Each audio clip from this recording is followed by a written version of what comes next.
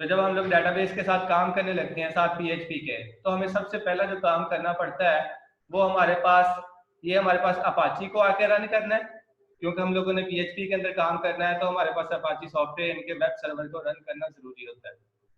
दूसरा काम हम लोगों ने इसके साथ डाटाबेस का करना है, तो दूसरा मैं MySQL को भी स्टार्ट कर लेता हूँ। और जब ये इस तरह स्टॉप लिखा हुआ आ जाएगा तो मतलब अपाची भी स्टार्ट हो गया है और MySQL भी स्टार्ट हो गया। अब इसको बेशक मैं इसको यानी कि स्टॉप कर दूंगा, यानी कि इसको बेशक कैंसिल कर दो इस विंडो को। उसके बाद मैं अपने यानी कि कोडिंग में आ जाऊंगा।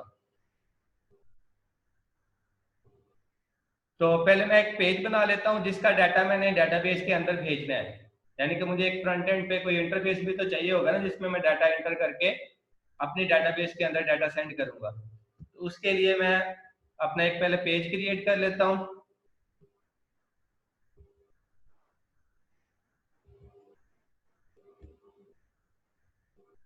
पेज क्रिएट करने के लिए जो हम लोगों ने अब पीएचपी का काम करना है, तो आप लोगों को मैंने डायरेक्टरी बताई थी कि पीएचपी का कोड हमेशा हम लोगों ने उस डायरेक्टरी के अंदर जाके रखना है और उसके बाद ब्राउजर के अंदर जाके उसका नाम लिख के उसको एक्सेस कर लेना है। और वो जो डायरेक्टरी होती है वो हमारे पास सी ड्राइव के अंदर जाके, या फिर जिस ड्राइव के अंदर आप लोगों ने जैम्प को इंस्टॉल किया हुआ है उस ड्राइव के अंदर जाके जैम्प को ओपन करना है। जैम्प के बाद फिर एच टी डॉक्स के अंदर हम लोगों ने लास्ट टाइम ये फोल्डर एक क्रिएट किया था मैंने आप लोगों की क्लास के लिए, वेब एडीपी के नाम से। इसको मैं ओपन कर लेता हूँ। तो यहाँ पे मतलब एक पेज मैंने पहले से बना के रखा हुआ है ऐड डाटा के नाम से, ठीक है। इसको मैं ड्रीमवीवर के अंदर ओपन कर लेता हूँ आप लोगों को इसकी कोडिंग समझाने के लिए। अब ये पेज मैंने पीएचपी में बनाया हुआ है, ये इसकी जो फाइल की टाइप है ना, देखो पीएचपी नजर आ रही होगी आप लोगों को। अब इसके अंदर मैंने HTML का कोड भी राइट अप किया है और पीएचपी का कोड भी राइट अप किया है। अब चूंकि मैंने प्योरली ज्यादा काम मेरा पीएचपी का ही है, मैंने पीएचपी को लेके चलना है, इसलिए मैं फाइल की एक्सटेंशन अब पीएचपी ही रखूंगा, क्योंकि पीएचपी के अंदर हम दोनों कोड राइट अप कर लेते होते हैं। पीएचपी का भी राइट कर लेते हैं, HTML का भी राइट कर लेते हैं, जावास्क्रिप्ट भी राइट कर लेते हैं, सीएसएस भी राइट कर लेते हैं। तो इसलिए हम लोग उसकी टाइप पीएचपी रख के उसके अंदर सारे कोड को एम्बेड कर सकते हैं। तो इसलिए हम टाइप पीएचपी रख लेते हैं ताकि हम एक ही पेज के ऊपर सारे कोड लिखना चाहें तो रख सकें।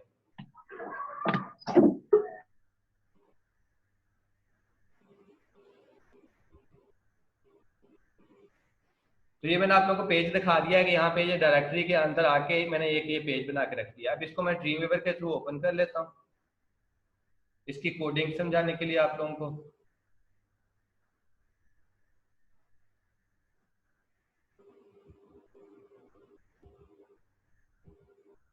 उसके लिए मैंने पहले ड्रीमवीवर को ओपन किया। ड्रीमवीवर को ओपन करने के बाद फाइल मेन्यू में गया, फाइल मेन्यू में जाके मैंने ये ओपन पे क्लिक किया। अब मैंने वो अपने उस पाथ पे जाना है जहाँ पे मेरा वो फाइल पड़ी हुई है, ये पड़ी हुई है ऐड डाटा के नाम से। इसको मैं ओपन कर लेता हूँ।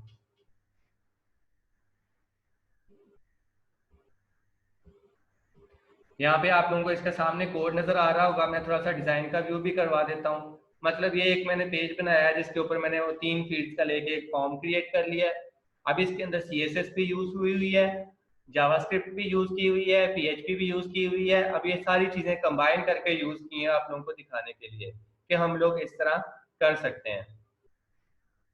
और इसकी ये जहाँ पे ये जो ऊपर टॉप पे ना फाइल की नाम लिखा हुआ है ऐड डाटा, जो फाइल मैंने ओपन की है जहाँ पे ये मैं कोड स्प्लिट डिजाइन, इसके साथ ही आप लोगों को पेज का नाम नजर आ रहा होगा ऊपर। अभी देखो जो पेज का नाम है ना add data dot PHP extension है, लेकिन इसके अंदर मैंने कोड सारा ही राइट अप किया हुआ है। अब वो मैं कोड आप लोगों को दिखा भी देता हूँ। ये मैंने पेज का व्यू दिखा दिया। व्यू दिखाने के बाद ये मैंने ऊपर टॉप पे ये डॉक्यूमेंट टाइप HTML, ये जो फर्स्ट लाइन होती है ये हमारे पास डॉक्यूमेंट टाइप बता रही होती है हमें। तो ये आप चाहे आप लोगों ने लिखनी है तो लिख लें। जब हम लोग किसी IDE इन्वायरमेंट को यूज करते हुए कोई HTML की फाइल क्रिएट करते हैं, जैसे कि मैंने ये ड्रीमवीवर के अंदर फाइल क्रिएट की, तो इसका ये जो पहली 2 लाइनें है ना ये ऑटोमेटिकली लिखी हुई आ जाती होती हैं, क्योंकि ये HTML की फाइल का जो फॉर्मेट और उसके डॉक्यूमेंट की टाइप और उसके अंदर जो आने वाला कोड होता है वो ये सारी चीजें वो ऑलरेडी ऊपर डिफाइन कर देता है। अगर हम ये लोग कर दें तो भी ठीक है, ना करें तो इसको मैं डिलीट करके यहाँ पे सिर्फ HTML का टैग लिख देता हूँ। वो HTML के टैग के ही आगे एट्रीब्यूट है, लेकिन अगर आप नहीं करना चाहते तो मैं सिर्फ इस तरह HTML उसका टैग भी यूज कर सकता हूँ। मोस्टली वो आईडी होते हैं ना, वो बाय डिफॉल्ट उसको क्रिएट कर देते हैं, अगर वो कर भी देते हैं तो कोई इशू नहीं, आप रहने दो। अगर नहीं करते तो आप लोग उसके लिए HTML का टैग को देख दो। हम बस ये हमें टैग जो होते हैं ना कंपल्सरी ये चाहिए होते हैं। अब पहले मैंने ये HTML का कोड लिखा, इसके ऊपर ये हेड के अंदर ये एक मेटा का टैग होता है जिसमें हमारी कंटेंट टाइप यानी कि इस पेज की कंटेंट टेक्स्ट भी हो सकती है, HTML भी हो सकती है। और ये UTF-8 का मैंने बताया था कि ये यूनिकोड यानी कि 8 बिट यूनिकोड जनरेट करवाने के लिए हम लोग इसको फॉर्मेट बताते हैं हमारे कोड की। दूसरा मैंने टाइटल का टैग यूज किया कि हमारी जो ब्राउजर का टाइटल बार होता है, जब ये पेज ओपन होगा तो उस टाइटल बार के ऊपर कौन सा टाइटल शो होना चाहिए। तो मैं इसका रख देता हूँ ऐड डाटा के नाम से, ठीक है। तो उधर टाइटल बार के अंदर यही टाइटल शो होगा। ऊपर से मैंने इसके लिए ऊपर जो CSS लगाई है वो मैंने एक्सटर्नल स्टाइल शीट यूज की है, और उसको मैंने स्टाइल शीट को बना के इसके अंदर टॉप पे ये इंक्लूड करवा दिया। इंक्लूड करवाने का तरीकाकार आप लोगों को पहले बताया हुआ है कि लिंक का टैग यूज करना है, उसके बाद हाइपर रेफरेंस का एट्रीब्यूट होता है यानी कि इस पेज का एड्रेस देना होता है। अब ये दोनों पेज एक ही फोल्डर के अंदर साथ साथ पड़े हुए हैं तो इसलिए मैंने उसका जस्ट नाम लिख दिया। अगर किसी और फोल्डर के अंदर तो मुझे होते हैं अंदर तो फिर मुझे उस फोल्डर का नाम भी लिखना पड़ता है। उसके बाद रिलेशन की टाइप बताई है कि स्टाइल शीट है, और उसके बाद इसके अंदर टाइप बताई है कि इस फाइल के अंदर टेक्स्ट भी हो सकता है कमेंट की सूरत में और CSS का कोड भी हो सकता है। और उसके बाद मैंने ये जावास्क्रिप्ट का कोड लिखा है एक फंक्शन बना के, जो कि मैंने लास्ट टाइम आप लोगों को करके भी दिखाया था कि ये फॉर्म की वैलिडेशन करने के लिए, ताकि कोई भी फील्ड एम्प्टी ना रह जाए। अगर कोई टेक्स्ट फील्ड हम लोग एम्प्टी रखेंगे तो डेटाबेस में वैल्यू नहीं जाएगी, और अगर मैंने डेटाबेस के अंदर उस कॉलम को कंपल्सरी शो करवाया हुआ तो मेरा डाटा सारे का सारा ही लॉस हो जाएगा, वो इंटर नहीं हो पाएगा। तो इसलिए हम लोग क्लाइंट साइड पे शोर कर लेते हैं कि मेरी तमाम टेक्स्ट फील्ड के अंदर डाटा इंटर हुआ है। तो ये एम्प्टी वैलिडेशन मैंने लगा दी जावास्क्रिप्ट के अंदर, जो मैंने लास्ट टाइम आप लोगों को करवाई थी। उसके बाद मैंने एक फॉर्म का मतलब पेज यानी कि एक फॉर्म का टैग लगा के कुछ इनपुट फील्ड्स ली हैं। अब उनको मैंने जो अरेंज किया है ना, वो इस तरह आप लोगों के सामने ये इस तरह मैंने इनको अरेंज कर लिया है कि एक डिव लगा के डिव के अंदर मैंने टेबल का टैग यूज कर लिया, ताकि उन फील्ड्स को प्रॉपर मैं स्ट्रक्चर में अरेंज कर सकूं। अब जैसे कि ये आप लोगों के सामने देखो नजर आ रहा होगा कि अब इनको प्रॉपर एक स्ट्रक्चर के अंदर अरेंज करने के लिए ये देखो ये बॉर्डर जो लगे हुए हैं ना, ये टेबल के बॉर्डर्स हैं। यानी कि एक सेल के अंदर मैंने वर्कर नेम लिख लिया, दूसरे सेल के अंदर यूजर नेम, तीसरे सेल के अंदर पासवर्ड, और इसी तरह ये दूसरे कॉलम के अंदर मैंने अब ये देखो मेरी फील्ड्स ऐसे ना प्रॉपर एक सिमेट्री के मुताबिक अरेंज हुई हुई है। तो हमें टेबल यूज करने का ये फायदा होता है कि चीजें हमारी प्रॉपर एक सीक्वेंस के साथ अरेंज हो जाती हैं। तो इस तरह सेल बाय सेल, रो बाय रो। अब आखिरी रो के अंदर सिर्फ एक बटन आना था, इसलिए मैंने आखिरी रो को मर्ज करके उसके अंदर ये बटन रख दिया।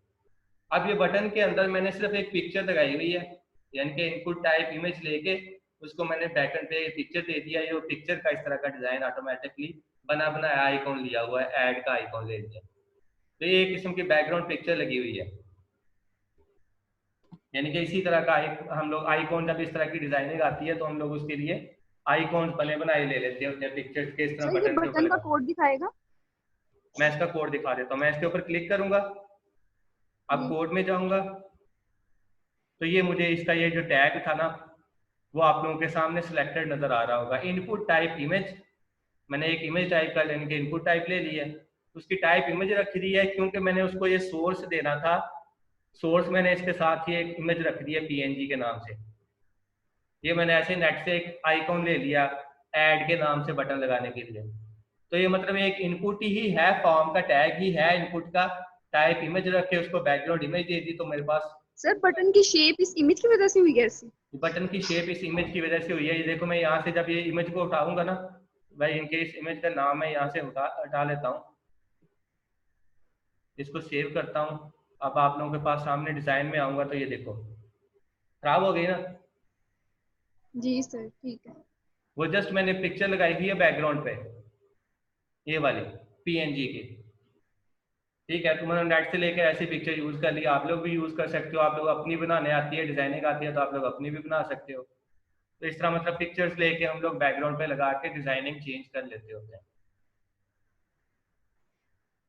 तो मतलब बाकी ये सर पिक्चर फॉर्म, लगा के रन करें इसको एक दफा प्लीज, मैं देखा ही नहीं, पिक्चर लगा के रन करें ओए होए सर होए, टाइप कैसे तो इसमें आएगा? सबमिट नहीं आएगी, बटन है ना बटन तो के उसमें टाइप। बैकग्राउंड पे? बटन है, लेकिन जो जो हमारे पास फॉर्म के अंदर टैग होता है ना, हम्म। इसके अंदर जी जब हम टाइप लिखते हैं तो टाइप ये मैं इमेज लिखता हूं तो ये ऑटोमेटिकली फॉर्म का हिस्सा है। तो इनपुट सर टाइप, सबमिट नहीं लिखेंगे टाइप में? मेरी बात तो सुनो, input type image, input type button, input type submit, ये तीनों चीजें बटन ही कहलाती हैं। Okay sir. जब इन पे ऊपर हम क्लिक करेंगे तो ये वही काम करेगा जो हम लोगों ने इस फॉर्म के टैग के अंदर एक्शन के अंदर कुछ लिखा हुआ होगा तो। जी सर ठीक है। ठीक है, एक्शन के अंदर मैंने कुछ लिखा ही नहीं है तो मैंने सबमिट क्यों करना है फिर इसको। ओके सर, वो जब पीएचपी के काम करेंगे तब। हाँ, अब मैं वो पीएचपी का अगर अलग पेज बनाया होता तो मैं एक्शन के अंदर पेज का नाम लिखता, फिर मैं इनपुट टाइप सबमिट रखता। Okay sir. अब मैंने सिर्फ एक इनपुट टाइप इमेज की ले ली है, जब मैं इसके ऊपर क्लिक करूंगा ना तो ये मेरा यही वाला पेज दोबारा रिफ्रेश होगा, और जब रिफ्रेश होगा ना तो मैं इस फॉर्म को एक किस्म का, इस फॉर्म की टाइप को मतलब सबमिट कर रहा हूँ ना, क्लिक कर रहा हूँ, तो ऑटोमेटिकली इस फॉर्म की जो टेक्स्ट फील्ड के अंदर डाटा होगा वो ऑटोमेटिकली सबमिट हो जाएगा। कहाँ पे? हमारी यूआरएल जो ऊपर फील्ड होती है उसके अंदर। जी सर ठीक। ये जो हम फॉर्म के अंदर मेथड लिखते हैं ना पोस्ट, ये हम लोग इसीलिए बताते हैं अपना डाटा सेंड करने के लिए। अब मैंने पोस्ट जी लिखा हुआ है तो ऑटोमेटिकली ये फील्ड के अंदर चला जाएगा, लेकिन वहां पे शो नहीं होगा। Yes sir. और इसके अलावा मैंने फॉर्म के अंदर ऑन सबमिट का एट्रीब्यूट यूज किया है अपना जावास्क्रिप्ट का फंक्शन कॉल करवाने के लिए। ये जो मैंने ऊपर टॉप पे बनाया हुआ है ये वाला, जस्ट अपनी फील्ड को एम्प्टी वैलिडेशन चेक करवाने के लिए जावास्क्रिप्ट के अंदर। बाकी ये एंड एनपीएसपी भी इसमें स्पेसेस देने के लिए यूज किए हुए हैं ताकि मेरा वो फॉर्मेट जरा अच्छा बन जाए। तो ये जब हम लोग किसी इस तरह के टूल को यूज करते हुए ग्राफिकली इस तरह पेज बनाते हैं क्लिक ड्रैग ड्रॉप करके, तो इस तरह के ये एंड एनपीएसपी और इस तरह टेबल के टैग ये ऑटोमेटिकली सारे ऐड हो जाते होते हैं। इनकी आप लोगों ने टेंशन नहीं लेनी कि इतना लेंथी कोड बन गया है। कोड इसके अंदर जो काम का कोड है ना, जो जिसने फंक्शनैलिटी परफॉर्म करनी है, वो एक ये फॉर्म का टैग है, उसके बाद एक दो इनपुट का टैग, फिर ये तीसरा टैग, ये चौथा, और ये पांचवा इनपुट वाला। ये पांच टैग हैं फॉर्म के अंदर जिन्होंने कोई ना कोई काम करना है। बाकी तो सारे इसकी डिजाइनिंग के लिए यूज किए हुए हैं टैग्स, जो कि हम ग्राफिकली जैसे आईडी के अंदर यहाँ पे डिजाइन में आके टेबल एंटर करके यहाँ पे क्लिक करके कुछ भी टाइप करते हैं तो बैकएंड पे इसका कोड तो ऑटोमेटिकली बनता जाता होता है ड्रीमवेवर के अंदर। तो ये तो हो गया यहाँ तक मेरा इस पेज को डिजाइन करने का तरीकाकार। यानी कि एक पेज डिजाइन हो गया, बटन लग गए, तीन फील्ड्स आ गई, और इसके अंदर जावास्क्रिप्ट यानी कि एम्प्टी वैलिडेशन लग गई। अब मैं पहले आप लोगों को इतना हिस्सा रन करके दिखा देता हूँ इसका, उसके बाद फिर मैं पीएचपी पे आता हूँ। प्रीव्यू करेंगे इन क्रोम के अंदर।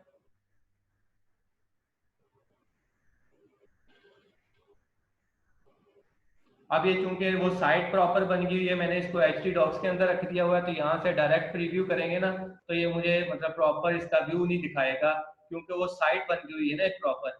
तो साइट को हम लोगों ने जो लास्ट टाइम मैंने आप लोगों को तरीकाकार बताया था, ये उसी तरीके के मुताबिक हम लोग इसको इस्तेमाल करेंगे। यानी कि मैं आप लोगों के सामने ब्राउजर शेयर करवा देता हूँ आप लोगों को। पहले हम उधर जाके लोकल होस्ट लिख के, प्रॉपर सर्वर प्रोग्रामिंग है ना हमारी पीएचपी की प्रोग्रामिंग है, तो ये प्रॉपर हम ब्राउजर में जाके इसको एक्सेस करेंगे, लोकल होस्ट लिख के फिर ये एक्सेस होगी।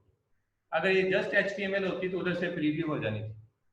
आप लोगों को अब ब्राउजर नजर आ रहा होगा, मैं ब्राउजर के अंदर लोकल होस्ट लिख के अपने सर्वर को एक्सेस करूंगा। उसके बाद वही वेब एडीपी लिख के यानी कि अपने फोल्डर को एक्सेस करूंगा, उस फोल्डर के अंदर ऐड डाटा के .php के नाम से मेरे पास फाइल बनी हुई है, उसको एक्सेस करूंगा, और उसके बाद इंटर करूंगा तो आप लोगों के सामने आप लोगों का पेज ओपन हो जाएगा। अब मैं इस ऐड बटन पे क्लिक करूंगा ना तो आप लोगों के सामने मुझे वो एक मैसेज दे रहा है, कहता है राइट योर वर्कर नेम। यानी कि ये वाला वर्कर नेम यहाँ पे दें तो फिर आगे चल सकते हैं। ओके जी, मैं मतलब कुछ टाइप कर देता हूँ इसके अंदर। अब फिर बटन पे क्लिक करूंगा तो फिर कहता है इसका यूजर नेम भी दो। ठीक है, मतलब इस तरह मैं सारी फील्ड्स दूंगा इसको, फिर ऐड पे क्लिक करूंगा।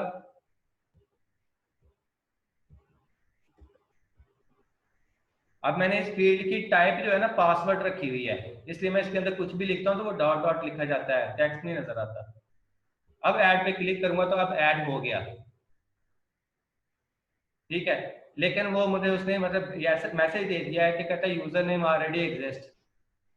अब मैंने इसके अंदर दो ही कंडीशन लगाई हुई है, या तो सक्सेसफुली ऐड की या फिर मतलब वो मतलब फेलियर है जिसकी वजह से डाटा एंटर नहीं हुआ मेरा। अब ये फेलियर क्रिएट हुआ, डाटा एंटर नहीं हुआ क्योंकि उसने मुझे सक्सेसफुली ऐड का मैसेज नहीं दिया।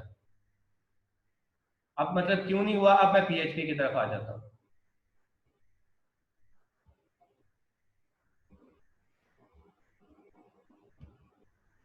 अभी आप लोगों को कोड नजर आ रहा होगा। इसके अंदर ये नीचे जहाँ पे पेज एंड होता है ना, वहीं से मैंने ये पीएचपी का कोड स्टार्ट कर दिया। अब ये पीएचपी का कोड मैंने एक कंडीशन के अंदर रखा हुआ है। मैंने इसको कहा है $_request add x, एक हिडन फील्ड लेके मैंने उसके अंदर वैल्यू एक रखा दी है। जब तक उस फील्ड के अंदर वो वैल्यू नहीं आएगी, वो तब तक नहीं आएगी जब तक मैं ऐड इमेज के ऊपर क्लिक नहीं करूंगा। तो क्या मतलब जब तक मैं उस पर क्लिक नहीं करूंगा तो मतलब पेज रिफ्रेश नहीं होगा, तो तब तक मेरा ये फंक्शन ये मेरी कंडीशन ट्रू नहीं होगी। और जब तक मेरी ये कंडीशन ट्रू नहीं होगी, यानी कि इस सेट मतलब इसके अंदर कोई वैल्यू सेट नहीं होगी, तब तक मेरा पीएचपी का कोड नहीं चलेगा। अब मैंने ऐड के ऊपर क्लिक किया, ठीक है, तो मेरा पीएचपी का कोड एग्जीक्यूट हुआ। अब उसने फील्ड के अंदर से वैल्यू ली, लेकिन ये जो क्यूरी चली ना इंसर्ट करने के लिए डाटाबेस की, ये प्रॉपर सक्सेसफुली नहीं चली। और जब क्यूरी सक्सेसफुली ना चले तो हम लोग यहाँ पे आर लिख के, पीएचपी का एक बिल्ट इन फंक्शन होता है डाई के नाम से, कि जब आप लोगों की क्यूरी मर जाए ना, मतलब डाई हो जाए, वो प्रॉपर काम ना करे, तो हम लोग डाई का फंक्शन होता है, उसके अंदर ये डबल कोटेशन के अंदर जो भी मैसेज लिखते हैं वो हमें उधर टॉप पे प्रिंट हो जाता है। ठीक है, अब ये काम कब हुआ, जब ये कंडीशन के अंदर मैंने ये तीन फील्ड, जो कि मैंने लास्ट टाइम आप लोगों को फॉर्म से वैल्यू गेट करने का तरीकाकार बताया था, मैंने $_post यूज किया था या गेट यूज किया था लास्ट टाइम। इस दफा मैंने आप लोगों को $_request का तरीका भी बता दिया। क्योंकि जब हम लोग पोस्ट या गेट यूज करते हैं तो उस टाइम हमें ध्यान रखना पड़ता है कि मैंने फॉर्म के अंदर मेथड कौन सा यूज किया हुआ है। कि मेथड पोस्ट है तो मुझे $post लिखना पड़ता है, अगर मेथड गेट है तो मुझे $_get लिखना पड़ता है। लेकिन अगर आप $_request लिख दें तो फिर आपको ये पोस्ट और गेट के झंझट से जान छूट जाती है। ये तीन फील्ड के अंदर मैंने वो तीन फील्ड का डाटा गेट किया फॉर्म से। उसके बाद मैंने ये एक ना पेज इंक्लूड करवाया पीएचपी का, जो कि मैंने डेटाबेस के साथ कनेक्टिविटी करने के लिए अलग से बनाया हुआ है। तो उसने मतलब उस डेटाबेस के साथ कनेक्शन क्रिएट करने के लिए मेरा वो पेज कॉल होगा यहाँ पे। मैं अभी आप लोगों को वो पेज भी ओपन करके दिखा देता हूँ कि डेटाबेस के साथ कनेक्ट करने के लिए ये कनेक्टिविटी का एक पेज बनाया है, ये DB_connection के नाम से। ये आप लोगों के सामने ओपन हो गया DB_connection, यानी कि डेटाबेस के साथ कनेक्शन क्रिएट करने के लिए मैंने अलग से एक पेज बनाया। इस पेज के अंदर सिर्फ ये दो लाइनें लिखी हैं। पहली लाइन होती है $_con का मैंने एक वेरिएबल लिया, उस वेरिएबल को MySQL_connect के नाम से फंक्शन होता है जो डेटाबेस MySQL के अंदर जो डेटाबेस बनी होती है ना, उसके साथ कनेक्ट करने के लिए ये PHP का बिल्ट इन फंक्शन है, पहले से बना हुआ MySQL_connect। इसके अंदर पैरामीटर पास करवाने हैं हम लोगों ने। अभी हम लोग लोकल पे काम कर रहे हैं ना, तो ये पहला जो पैरामीटर होता है ये सर्वर का नाम होता है। अभी हम लोकल पे काम कर रहे हैं तो सर्वर हम लोकल होस्ट ही लिखते हैं ना ब्राउजर के अंदर जाके, तो मैंने इसको लोकल होस्ट लिख दिया। दूसरा होता है हमारे डेटाबेस का यानी कि यूजर नेम, वो जो बाय डिफॉल्ट इसका होता है वो रूट होता है। और तीसरा जो इसके अंदर पैरामीटर होता है वो इसका पासवर्ड होता है। तो पासवर्ड मेरे यानी कि MySQL का पासवर्ड अभी मैंने कोई नहीं रखा हुआ। अक्सर बात ये पासवर्ड की एरर दे देता होता है, यानी कि वो बाय डिफॉल्ट पासवर्ड क्रिएट कर देता होता है। अगर कभी ये पासवर्ड की एरर आए तो ये 1 2 3 इसका बाय डिफॉल्ट पासवर्ड होता है, ये आप लोगों ने यहाँ पे लिख देना है। यानी कि रूट इसका यूजर नेम होता है MySQL का और 1 2 3 इसका पासवर्ड होता है MySQL का। तो अभी मैंने इसका पासवर्ड कोई नहीं रखा हुआ, लेकिन अगर कभी बाय डिफॉल्ट आ भी जाए पासवर्ड, वो क्रिएट कर भी दे, तो ये 1 2 3 होता है, आप लोगों ने यहाँ पे वो लिख देना है। और जैसे ही ये फंक्शन मेरा एग्जीक्यूट होगा तो मेरे साथ ही MySQL_select_db मैंने अपने उस डेटाबेस को सिलेक्ट कर लेना है। ठीक है, अब इस फंक्शन के, ये भी एक बिल्ट इन फंक्शन है, यानी कि कनेक्शन के लिए मुझे ये सिर्फ 2 बिल्ट इन फंक्शन कॉल करवाने पड़ते हैं और इनके अंदर ये पैरामीटर रखने हैं। कनेक्ट वाले के अंदर लोकल होस्ट यानी कि सर्वर का नाम, उसके बाद सर्वर का यूजर नेम, रूट और इसका पासवर्ड अगर कोई क्रिएट हुआ है तो वो वाला। और दूसरा फंक्शन तो होता है MySQL_select_db। इसके अंदर ये जो पहला नाम होता है ये हमारी डेटाबेस का नाम होता है, पहला पैरामीटर। और दूसरा जो पैरामीटर होता है, ये जो मैंने ऊपर वेरिएबल लिया था सर्वर को कनेक्ट करने के लिए, उसका रूट यूजर नेम बताने के लिए, दूसरा पैरामीटर इसका ये होता है। तो बस सिर्फ ये 2 लाइन का कोड है डेटाबेस के साथ कनेक्शन क्रिएट करने के लिए। ये 2 लाइनें मैं यहाँ पे डायरेक्ट भी लिख सकता हूँ। ये जो मैंने इंक्लूड करवाया ना, include db_connection.php, ये मैंने दूसरे पेज को अपने इस पेज के अंदर टॉप पे इंक्लूड करवा दिया, यानी कि एक किस्म का मेरा वो वाला कोड यहाँ पे आ गया है। जैसे मैं किसी पेज को इंक्लूड करवाता हूँ तो उस पेज का कोड वहां पे शामिल हो जाता होता है। तो यहाँ पे मैं ये वाला कोड डायरेक्ट भी यहाँ पे 2 लाइनें लिख सकता हूँ, लेकिन आप लोगों को इस तरह लिख के बताने का मकसद ये था कि हम लोग जब हमारा कोड बढ़ जाता है ना, तो फिर हम अपने कोड को अलग-अलग फाइल के अंदर रख के इस तरह उनको इंक्लूड करवा लेते होते हैं। अभी तो मेरा कोड शॉर्ट था तो मैं लिख लूंगा तो कोई मसला नहीं, लेकिन जैसे एक प्रोजेक्ट की फॉर्म में जाएंगी जब चीजें, तो हमारा कोड ज्यादा हो जाएगा, तो इसलिए हम लोग अपने फिर कोड को अलग-अलग डिस्ट्रीब्यूट कर लेते हैं फाइल्स के अंदर और फिर इस तरह उनको इंक्लूड करवा लेते हैं ताकि हमें उनकी हायरार्की समझना आसान हो जाए। अब जैसे मैं ये पेज इंक्लूड करवाया, 2 लाइनें इधर आके एग्जीक्यूट होंगी, मेरा डेटाबेस का कनेक्शन बिल्ड हो जाएगा। उसके बाद मैंने ये एक क्यूरी रन की, एक वेरिएबल ले लिया $SQL के नाम से। आप ये नाम कोई भी रख सकते हो अपनी मर्जी से। दूसरा मैंने इसके साथ एक क्यूरी राइट कर ली, जो आप लोगों ने डेटाबेस में पहले पढ़ी हुई होंगी, ये क्यूरी वैसे ही है, इंसर्ट इनटू आगे टेबल का नाम, यानी कि इंसर्ट इनटू तो क्यूरी का हिस्सा है ना, कीवर्ड्स हैं, आगे ये टेबल नेम की जगह पे आप लोगों ने अपने टेबल का नाम रखना होता है। जो भी आप लोगों ने अपनी डेटाबेस के अंदर टेबल का नाम रखा हुआ है वो यहाँ पे रखना है।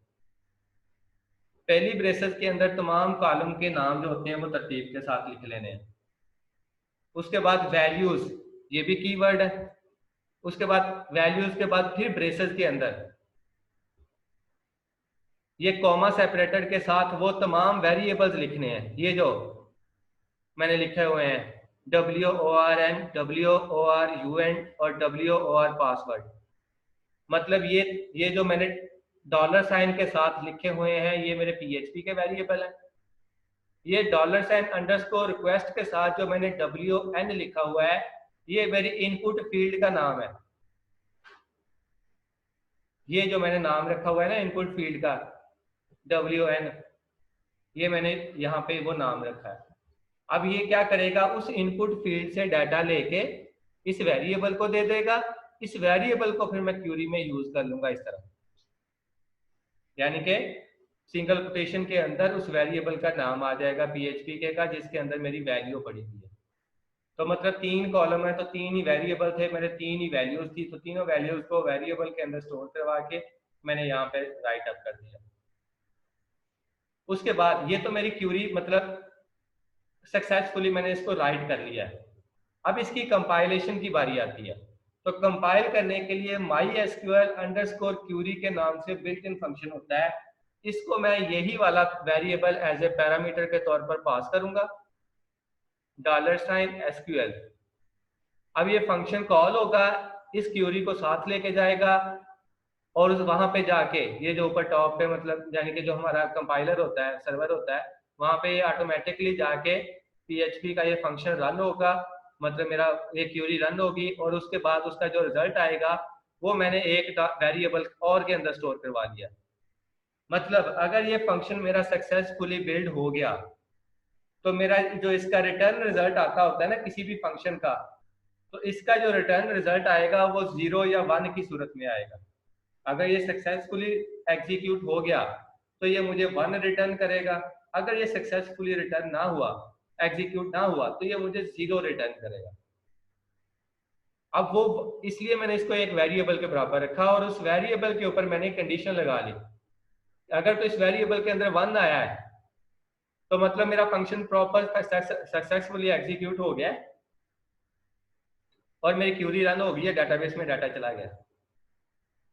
तो मैं ये कंडीशन लगा के ये इको मैसेज करवा लिया, यानी कि सक्सेसफुली ऐड वर्कर, यानी कि ये मैसेज प्रिंट करवा लिया। इसके साइड पे मैंने ये फाउंड का टैग लगा के इसको कलर और साइज दे दिया ताकि वो ना प्रॉपर सही तरह अच्छा लिखा हुआ नजर आ जाए। तो ये आप इस तरह इको के अंदर HTML के टैग को यूज करते हुए अपने इस एट्रीब्यूट को यूज करके अपने टेक्स्ट को कलर भी दे सकते हो, साइज भी दे सकते हो। अब ये प्रॉपर मैंने TD और TR ली हुई है इसके अंदर भी, यानी कि प्रॉपर मैंने उसको अपने टेबल के अंदर अरेंज किया है उस टेक्स्ट को। तो इस तरह हम लोग अपने HTML के टैग को इस तरह यूज कर सकते हैं। और ये मेरा टेबल का टैग यहाँ पे एंड हो रहा है, इससे ऊपर मेरे सारी ये TR चल रही है। ये स्टार्ट कहाँ पे हो रहा है,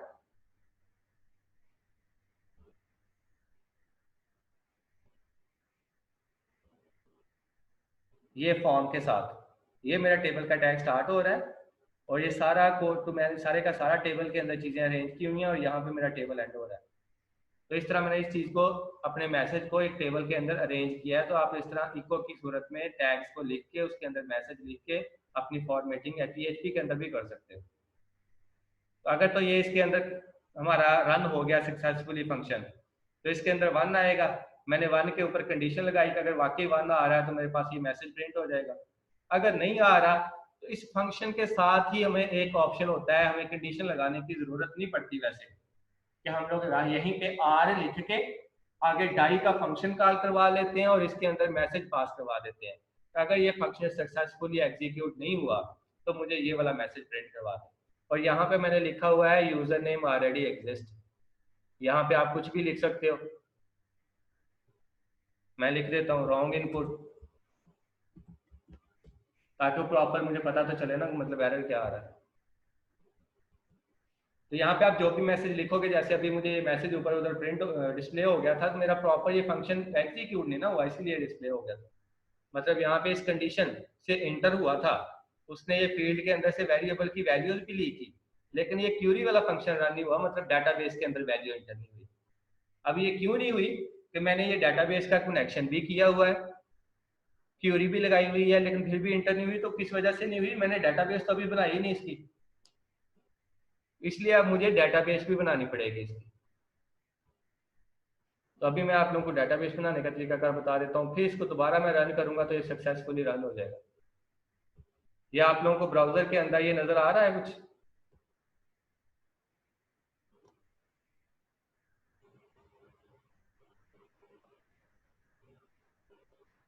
आप लोगों ने यहाँ पे आके, मैं स्टार्ट से आप लोगों को बता देता हूँ, मेरे पास पहले ओपन हुआ था कि लोकल होस्ट लिखना है। लोकल होस्ट के बाद ये PHP my admin, local host /PHP my admin, ये लिख के इंटर करोगे तो ये पेज आप लोगों के सामने ओपन हो जाएगा, जो आप लोगों को अभी नजर आ रहा होगा। नजर आ रहा है ना? जी सर आ रहा है।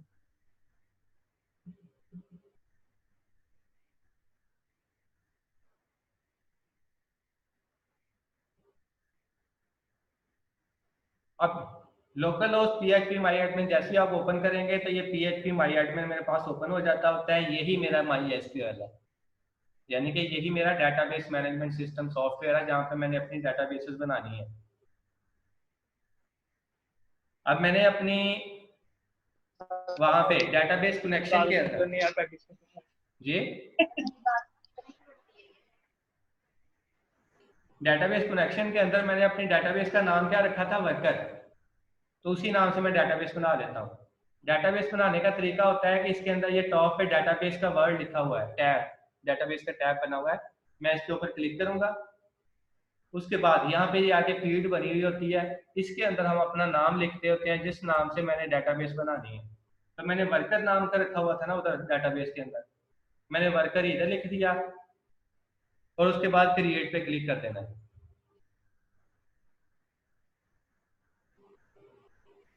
कहता है database worker has been created.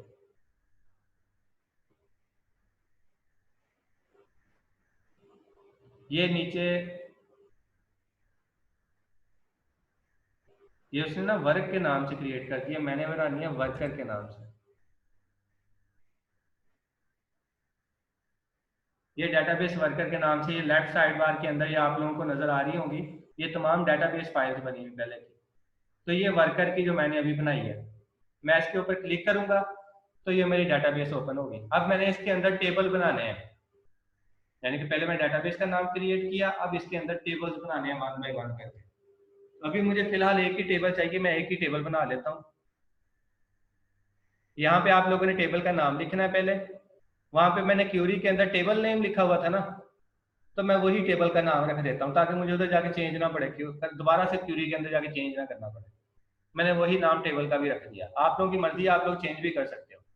उसके बाद मैंने नंबर ऑफ कॉलम्स बताने होते हैं कि आप लोगों ने इस टेबल के अंदर कॉलम की तादाद कितनी रखनी है। तो मेरे पास 3 फील्ड थी जिनका मैंने डाटा स्टोर करवाना था, और एक हम लोगों ने अपने टेबल के अंदर कॉलम रखना होता है अपनी प्राइमरी की कॉलम बनाने के लिए, कोई आईडी वगैरह का। तो टोटल 4 बन जाएंगे। हाँ ठीक है, 4 पहले लिखे हुए हैं तो मैं ऐसे ही 4 के ऊपर लिखा रहने दूंगा। और यहाँ पे ये इसकी राइट साइड पे गो का बटन होता है, और इस गो का बटन दबाऊंगा तो मुझे ये 4 कॉलम का एक टेबल क्रिएट करके दे देगा। लेकिन वो टेबल क्रिएट करने से पहले वो मुझे कह रहा है कि मुझे कॉलम के नाम तो बता दो ना कि आपने कॉलम नाम कौन कौन से रखने हैं। तो यहाँ पे ये नेम कॉलम नेम होते हैं। पहले कॉलम का नाम रख लेता हूँ आईडी। उसके बाद दूसरी चीज होती है कॉलम की हम लोगों ने डाटा टाइप बतानी होती है। अब यहाँ पे जो हमारे पास जी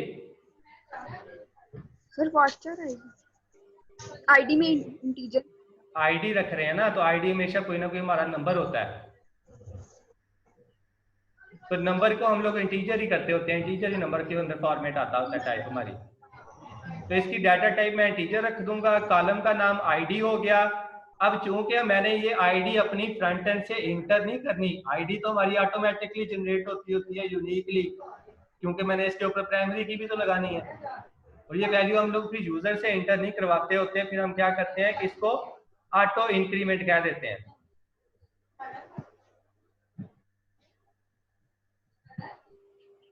तो इसी के सामने ये एआई का ऑप्शन होता है और चेक बॉक्स बना होता है, ऊपर एआई लिखा हुआ है ऑटो इंक्रीमेंट।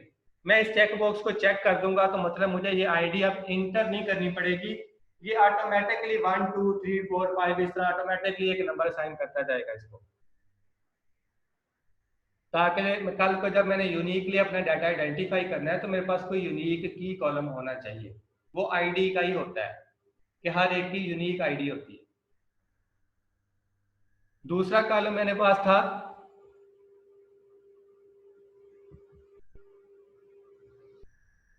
मैं ना उधर से कॉलम नेम वही उठा लेता हूं जो मैंने क्यूरी के अंदर लिखे हुए हैं, ताकि ना फिर मुझे बार बार इधर से चेंज ना करना पड़े। उसका बेहतरीन हल होता है आप कॉपी पेस्ट कर लो ताकि स्पेलिंग मिस्टेक ना आए।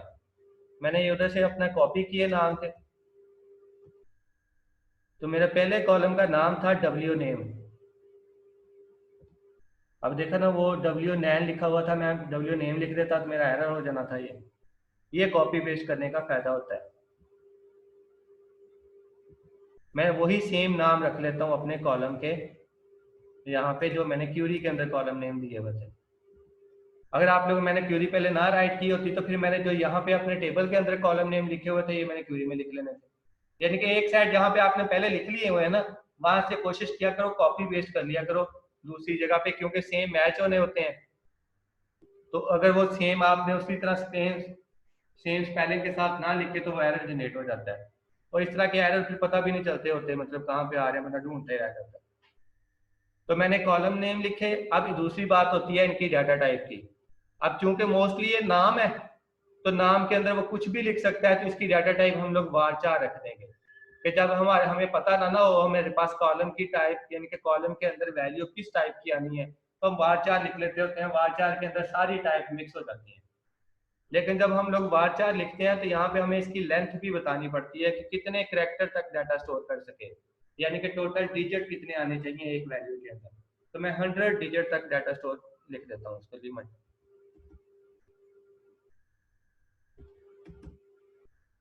तो ये मेरा एक टेबल क्रिएट होने के लिए ऑप्शन कंप्लीट हो गए। मतलब मैंने कॉलम नेम भी दे दिए, कॉलम को डाटा टाइप भी दे दी, उसकी लेंथ भी बता दी, आईडी को मैंने ये भी कह दिया कि ये ऑटो इंक्रीमेंट है। अब उसके बाद ये राइट बॉटम कॉर्नर में सेव का बटन बना हुआ है। अब मैं इसको सेव कर लूंगा तो ये मेरा एक टेबल बन जाएगा। ये वर्कर के नीचे लेफ्ट साइड बार के अंदर आप देखो, ये मैंने वर्कर के ऊपर क्लिक किया है तो नीचे ये मेरा टेबल शो हो रहा है। अब मैं इस टेबल पे क्लिक करूंगा तो मेरा ये टेबल शो हो जाएगा। अब टेबल के अंदर मैं इसका स्ट्रक्चर देखना चाहता हूँ तो ये स्ट्रक्चर वाले टैब पे क्लिक करूंगा तो ये कॉलम नेम डाटा टाइप इसका स्ट्रक्चर आ जाएगा। मैं ब्राउज के ऊपर क्लिक करूंगा तो इसके अंदर जो डाटा होगा वो नजर आ जाएगा मुझे, लेकिन अभी चूंकि डाटा एंटर ही नहीं करवाया कोई तो इसलिए यहाँ पे शो भी नहीं हो रहा। अब मैंने अपना डाटाबेस बना लिया, कोड मैं पहले लिख चुका था। अब मैं इसको रिफ्रेश करता हूँ पेज को अपने और दोबारा डाटा एंटर करता हूँ।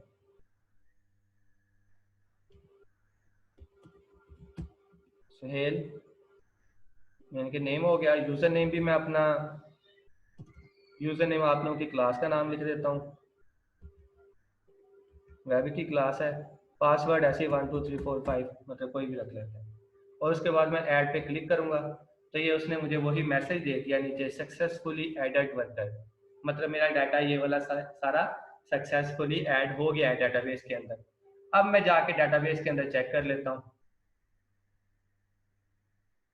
आप लोगों को ब्राउजर नजर आ रहा है ना?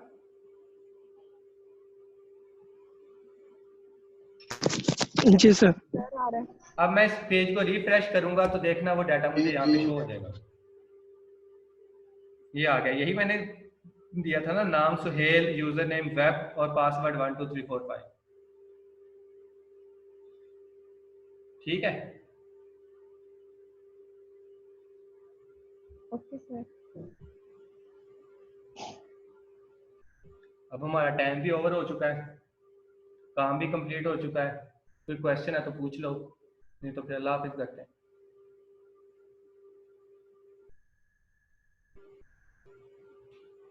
सर मेरी ना 2 असाइनमेंट्स रहती हैं मेरे पास ना लैपटॉप